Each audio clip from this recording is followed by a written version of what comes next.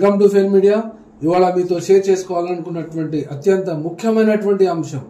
దేశవ్యాప్తంగా వందలాది వేలాది వార్తలు ఉన్నప్పటికీ కూడా పతాక శీర్షికన సోషల్ మీడియా ప్లాట్ఫామ్స్లోనూ పబ్లిక్ మీటింగ్స్లోనూ ఎక్కడ చూసినా కూడా ఈ చర్చ జరుగుతున్నది.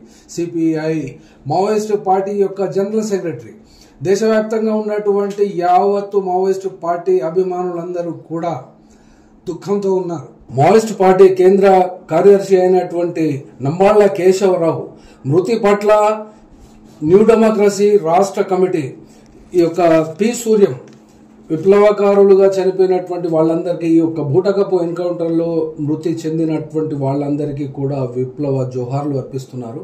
మరో పక్కన అమిత్ షా తన ట్విట్టర్ హ్యాండిల్లో భద్రతా దళాలను అభినందించారు.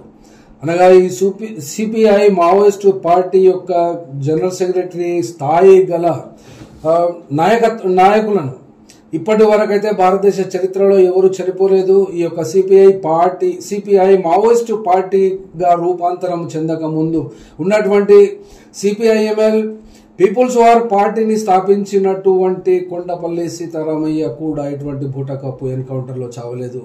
ఆ యొక్క కొండపల్లి సీతారామయ్య తర్వాతి కాలంలో వచ్చినటువంటి జనరల్ సెక్రటరీగా ఇదివరకు ఉన్నటువంటి గణపతి, ఆయన కూడా తన బాధ్యతల నుండి పార్టీ అంతరంగికంగా తప్పించారే తప్ప ఆయన కూడా ఎన్కౌంటర్లో హత్య చేయబడలేదు. కానీ ఇప్పుడు చెప్తున్నటువంటి ఈ యొక్క నంబాళ్ల కేశవరావు యొక్క స్వస్థలంలో కూడా అక్కడ వాళ్ళు తీవ్రమైనటువంటి సంతాపంలో ఉన్నట్టుగా కూడా సోషల్ మీడియా మరియు మీడియాలో వార్తలు వస్తున్నటువంటి సందర్భంలో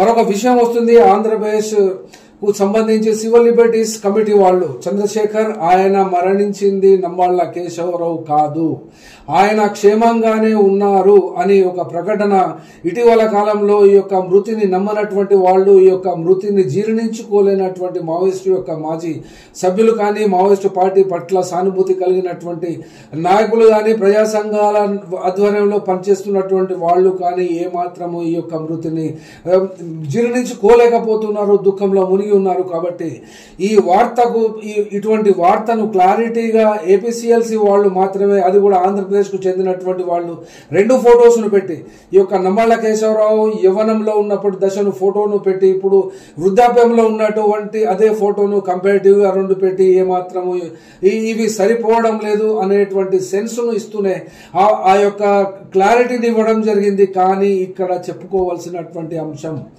ఎవరైతే భద్రతా దళాలైతే నంబాళ్ల కేశవరావును హతమార్చాము అని అమిత్ షా చెప్పుకుంటున్నారో, అట్లాగే అమిత్ షా పట్ల వ్యతిరేకంగా వ్యవహరిస్తున్నటువంటి వాళ్ళు, అనగా ఈ బీజేపీ పార్టీ అమిత్ షా చేస్తున్నటువంటి మానవ హననాన్ని, ఈ యొక్క ఛత్తీస్గఢ్ మరియు అబూజ్మడ్ అడవుల్లో చేస్తున్నటువంటి దురాక్రమణలను, ఆ యొక్క ఆదివాసీలను అక్కడ మావోయిస్టు పార్టీపై చేస్తున్నటువంటి హత్యాకాండను, ఆ కగారు పేరుతో కర్రెగుట్ట, ఇటీవల కాలంలో కర్రెగుట్ట ఆపరేషన్ ను కూడా వాళ్ళ భాషలో చెప్పాలంటే విజయవంతంగా పూర్తి చేసి, ఇప్పుడు నారాయణపూర్లో మార్నింగ్ జరిగినటువంటి ఎన్కౌంటర్లో అతను మావోయిస్టు పార్టీకి చెందినటువంటి 27 మందిని మరియు ఆ యొక్క పార్టీకి చెందిన కేంద్ర కార్యదర్శి అయిన నంబాళ్ల కేశవరావును కూడా హతమార్చడం అనేది ఒక ల్యాండ్ మార్క్ అచీవ్మెంట్ అని అంటున్నాడు. ఈ యొక్క నక్సలిజం నిర్మూలించడంలో అని తమ యొక్క భద్రతా బలగాలను అభినందించడం మాత్రం ఇక్కడ కనబడుతుంది. కానీ